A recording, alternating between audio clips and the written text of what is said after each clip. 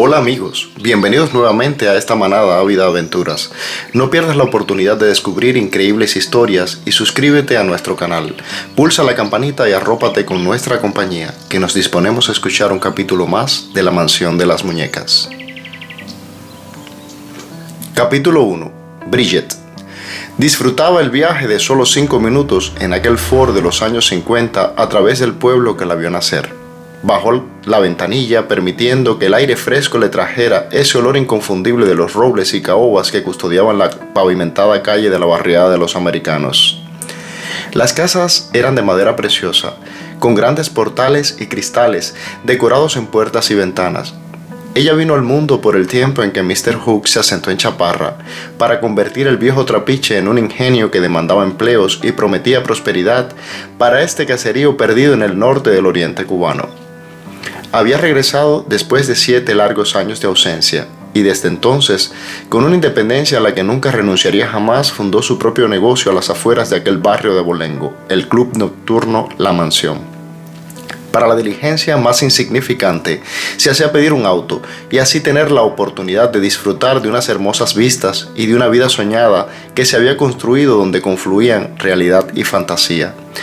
Era en estos efímeros viajes donde se encontraba consigo misma y con un pasado que añoraba y odiaba con la misma intensidad. Para esa mañana había despertado bajo el silbato de la locomotora anunciando la llegada del ferrocarril con el itinerario Velasco Chaparra Vázquez Sabanazo. Cuando el auto se detuvo ante la línea férrea, supuso que el tren se había demorado más de lo habitual en la estación. No llevaba prisa. Disfrutó escucharle una vez más y percibir el olor a la combustión del carbón en las calderas. Recordó entonces su primer viaje en tren cuando aún este era una novedad. Los lugareños detenían su paso y esperaban verle arribar al andén con asombro e incapaces de imaginar que un artilugio semejante pudiese mover este enorme amasijo de hierro y acero. Recordó con nostalgia con cuánta alegría y asombro traspasó los límites de la entrada de la estación junto a sus padres para tomar el tren con destino a Velasco. Era la misma edificación de entonces, de ladrillo, pintada de gris hasta la altura de las ventanas.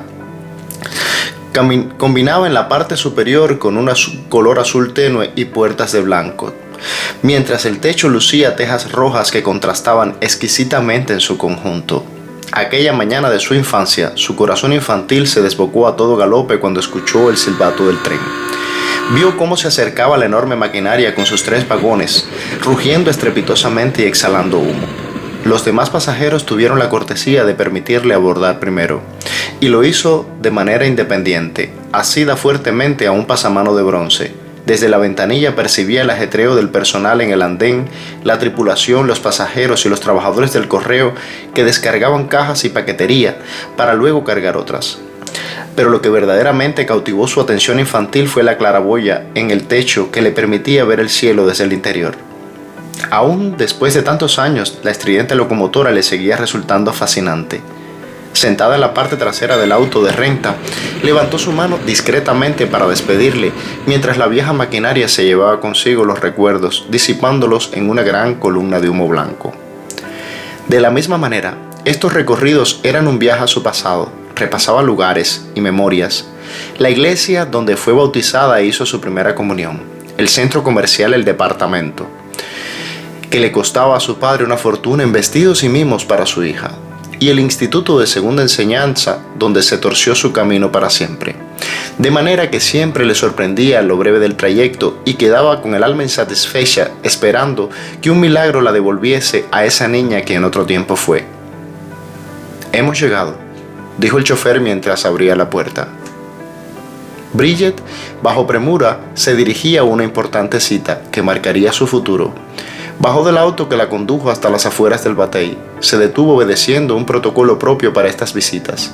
Hizo la señal de la cruz con la mano izquierda, pues nunca supo ni intentó hacerla apropiadamente. Rebelde como ella misma, este ritual explicaba su irreverente carácter. En la mano derecha sostenía un bolso elegante y vistoso, tal como su llamativa personalidad, una mujer hermosa y abundante en todos sus atributos. Sus atuendos y maneras pertenecían a la alta sociedad y eran motivo de especulaciones y rumores.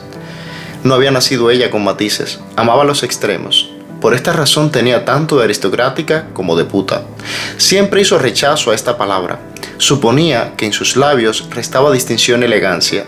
Fue ella quien renombró y reinventó el tan viejo oficio bajo el nuevo título de damas de compañías en el olvidado pueblo de Chaparra. Tal concepto lo había leído en una de las revistas que se hacía traer de París. Le pareció que describía perfectamente su mundo. También en estas páginas había encontrado años atrás su nombre artístico, cuando apenas era un sueño ser independiente y encargar revistas a Francia representaba un peculiar gasto que no podía permitirse. Decidida, llamó a la puerta de una casa modesta de tejas rojas y paredes de ladrillo. Le abrió una dama de unos 30 años. Pilar la espera, señorita Bridget. Podía resultar obvio que este no era el título apropiado para presentarle. Sin embargo, para Bridget tenía más relación con la elegancia, el buen gusto y las maneras de conducirse en sociedad que con el himen que había dejado tirado en un cuarto de un hotel algunos años atrás. En honor a tal convicción, y dado que nunca había estado casada, se hacía llamar señorita, bajo corrección en caso de inoportuna equivocación. Cruzó el umbral de la puerta de la habitación donde le esperaba Pilar. Todo era lúgubre, el aire denso, y solo una pequeña ventana dejaba traslucir unos insuficientes rayos de luz. Toma asiento. Pilar era una mujer de escasas pero oportunas palabras. Ella era una de las leyendas del pueblo de Chaparra. Se decía que no habló hasta los 6 años, cuando un amigo de la familia le intentaba extraer su primer diente. Lo hizo para advertirle que corriera a su casa, pues su mujer estaba muriendo. Efectivamente, no pudo despedirle, que además le dejó solo con 3 hijos varones y una pequeña. Sus palabras fueron escuchadas por segunda vez para responder o maldecir, nadie lo tuvo claro, al dueño de la finca donde acostumbraba buscar agua en un balde de madera. Tenía 12 años y su madre, como de costumbres, ese día le envió al único pozo de agua dulce que había en la zona, la finca de don Genaro. Todos iban bajo el consentimiento de su caritativa esposa, pero solo cuando don Genaro estuviese fuera. Él tenía fama de usurero, tacaño y de mal carácter. Esa mañana, Pilar cargaba de vuelta su balde de agua dulce. Genaro cabalgaba de regreso. Bajó del caballo solo para voltearle el balde sobre la hierba. Pilar, sin expresión ninguna en su rostro, abrió sus labios por segunda vez para prometerle: esta agua que viertes hoy la necesitarás mañana. En efecto, lo encontraron asfixiado y deshidratado por la sed en medio de sus propios campos de caña. A partir de entonces, Pilar tuvo fama de clarividente y espiritista. Nunca contrajo matrimonio. Su mundo esotérico alejaba a cuanto pretendiente le cortejara. Más que nada temían vivir con una mujer que adivinase sus pensamientos. Así terminó sola, acompañada de 4 gatos que completaban la imagen de un mito en que se había convertido por aquellos alrededores. Nunca cobró un centavo por las consultas. Creía firmemente que era un don recibido y como tal debía ofrecerlo. Sin embargo, los que patentizaban su autoridad le respondían con honorarios o limosnas en agradecimiento. Tenía conocimiento de hierbas de todo tipo y las recomendaba para cada caso en particular: el apazote, el llantén, la menta. También diagnosticaba a través de una botella de agua que hacía traer de la casa del doliente, de manera que este proceder tenía más precisión que los más avanzados instrumentos médicos de su época. La casa de la famosa clarividente era alejada del pueblo y siempre estaba ocupada por personas en busca de consejos, remedios y esperanza. Su fama había llegado a más de 300 millas a la redonda. Pasaban por allí todo tipo de personas. Muchas de ellas decidían entrar por la puerta trasera para cuidar sus apariencias. Bridget no. Ella no tenía nada que esconder y confiaba ciegamente en sus palabras. Fue a través de Pilar que Bridget tuvo la certeza de la muerte de su padre. Así también, mediante la célebre espiritista, solicitó su perdón. De la misma manera, la famosa clarividente le había revelado en su temprana juventud que sería una empresaria de éxito y que nunca dependería de hombre alguno. A su edad madura, había visto cumplida su promesa sin muchos más apoyos ni recursos que su propio ímpetu y coraje para enfrentar la vida.